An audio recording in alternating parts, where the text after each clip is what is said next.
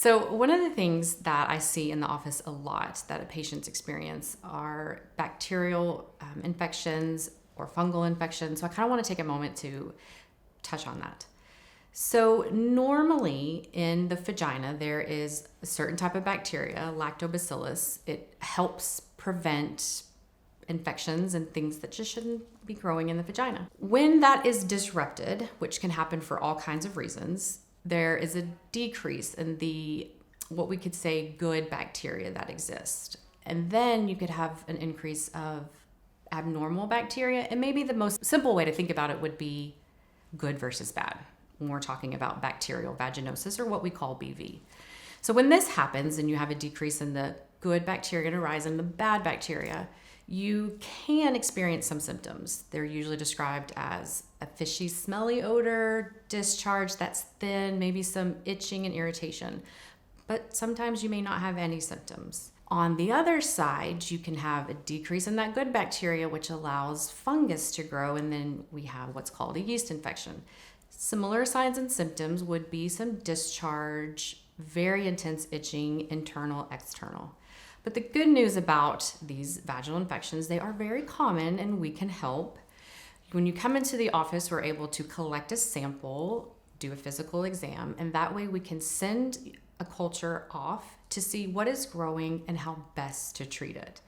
There's an oral antibiotic, there's vaginal suppositories, just different things that we can do to help get through this.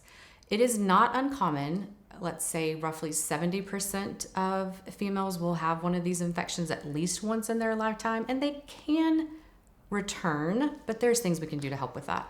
And so some of the things that we could do to prevent these infections from occurring at all would be a vaginal probiotic. These also come in oral pill form, they come in vaginal suppositories, but the idea is to help reestablish that good bacteria. Because again, when you're thinking of good and bad, it's just kind of a battle who's trying to opt for that environment. Also best to avoid things that could be irritating to the vulva, to the vaginal tissue.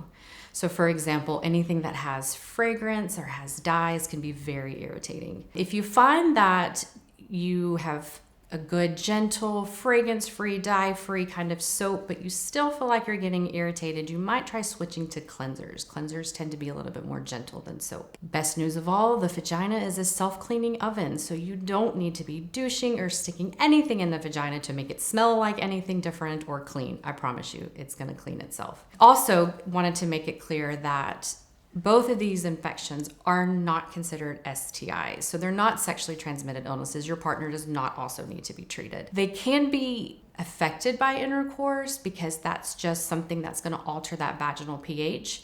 But the good news is it's not a sexually transmitted illness.